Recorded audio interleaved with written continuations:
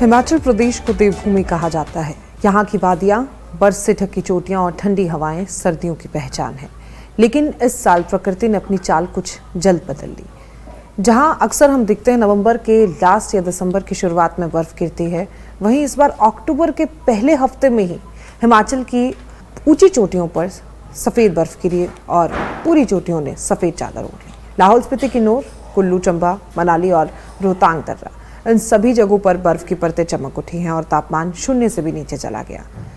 किलोंग जैसे इलाकों में न्यूनतम तापमान 0.1 डिग्री सेल्सियस तक पहुंच गया है, जो कि इस समय के लिए बेहद असामान्य माना जा रहा है। लेकिन अब सवाल उठता है कि क्या ये सिर्फ एक संयोग है या प्रकृति हमें इससे कई बड़े बदलाव का संकेत दे रही है।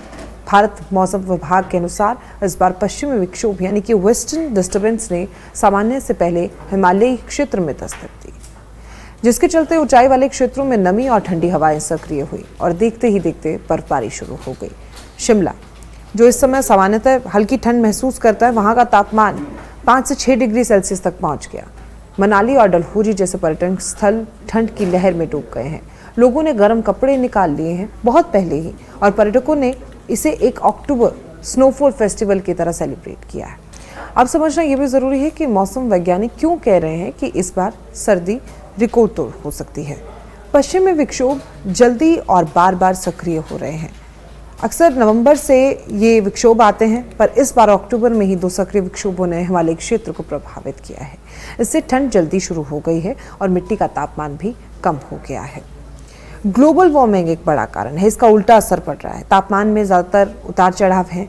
जब वातावरण में गर्मी बढ़ती है तो वायुमंडल की अस्थिरता भी बढ़ती है, यानी कि गर्म और ठंडी हवा का टकराव ज़्यादा होता है। इसका परिणाम है कि कहीं बेमौसम बारिश, कहीं अचानक ठंड और कहीं सूखा। वैज्ञानिक बताते हैं कि उत्तरी ध्रुव के तापमान में हल्का बढ़ाव हुआ है। कई बार दक्षिण एशिया के पहाड़ी इलाकों में ठंडी लहरें जल्दी भेज देता है और इस साल भी वही प्रभाव देखा जा रहा है। लेकिन इसके अलावा भी कुछ स्थानीय कारण हैं। हिमाचल के ऊंचे पहाड़ी इलाकों में इस बार मानसून की अवधि लंबी रही। ज़मीन में नमी ज़्यादा है और जैसे ही तापमान गिरा, वो नमी जमने लगी। इससे बर्फ़ जमने की प्रक्रिया और भी ज़्यादा तेज़ हो गई। लेकिन ये भी अहम है कि लोगों पर इसका असर क्या पड़ा। इस बारे में हम बात करते हैं। सामाजिक और आर्थिक प्रभाव भी इस मामले में क्या पड़ते हैं, क्योंकि यातायात और संपर्क वो भी प्रभावित हो जाता है। मनाली लेह हाईवे, शिंकुला पास और कुंजम पास जैसे रास्तों पर बर्फ जमने से यातायात कई दिनों तक प्रभावित रहता है। स्थानीय प्रशासन को बर्फ हटाने के लिए मशीनें लगानी पड़ती है। कई गाँव का संपर्क आपस में कट जाता है। लेकिन इसी के साथ कृषि और बागवानी पर भी इसका प्रभाव पड़ता है। हिमाचल की अर्थव्यवस्था में सेब बागवानी की बड़ी भूमिका है और हमने देखा कि जिस तरीके से आपदा हिमाचल प्रदेश में आई थी, उसके बाद बहुत नुकसान सेब को पहुंचा था। लेकिन जब बर्फ समय से पहले पड़ती है तो पेड़ों पर लगे फल और पत्तों को नुकसान पहुंचता है। पहले आपदा और अब ठंड की मार। बर्फ के भार से शाखाएं टूटते किसानों को लाखों का नुकसान हो जाता है। पर्यटन और उद्योग, दोहरा असर इस पर देखा जाता है। बर्फ पड़ने से अब रिकॉर्ड तोड़ ठंड होने से शुरुआती बर्फ ने पर्यटकों को आकर्षित तो किया, लेकिन अब जो ये ज़्यादा ठंड बढ़ रही है, जैसे मनाली, सोलंग घाटी, कुफरी जैसे स्थानों पर बुकिंग बढ़ी है, लेकिन लगातार बर्फबारी से सड़कें बंद हो गई है, तो पर्यटन को भी नुकसान पहुंचा सकती है। ऐसे में लोग तैयार रहते हैं लेकिन पहुंच नहीं पाते गंतव्य तक। कई बार पर्यटक फंसे जाते हैं और प्रशासन को रेस्क्यू तक उन्हें करना पड़ता है। कई दिनों तक हम देखते हैं रोड पर बैठे रहते हैं। स्थानीय जनजीवन और स्वास्थ्य पर इसका बहुत प्रभाव पड़ता है। अचानक पड़ी ठंड से बच्चे, बुजुर्ग और बीमार पड़ जाते हैं। लोग सबसे ज़्यादा प्रभावित होते हैं। ऊंचाई वाले इलाकों में ठंड के साथ साथ सांस संबंधी बीमारियां बढ़ने की संभावना रहती है। सर्दियों से पहले ही विंटर इलनेस शुरू हो गई है। लेकिन भविष्य, क्या ये नया न्यू नॉर्मल है? अगर हम पिछले कुछ सालों पर नज़र डालें तो पाएंगे कि मौसम के पैटर्न लगातार साल दर साल बदलते जा रहे हैं।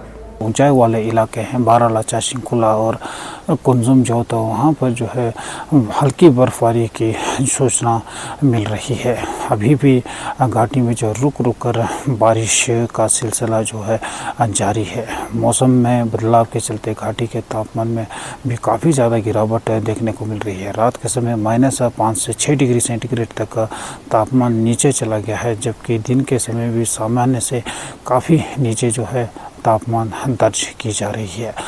2022 में दिसंबर तक बर्फ नहीं पड़ती थी।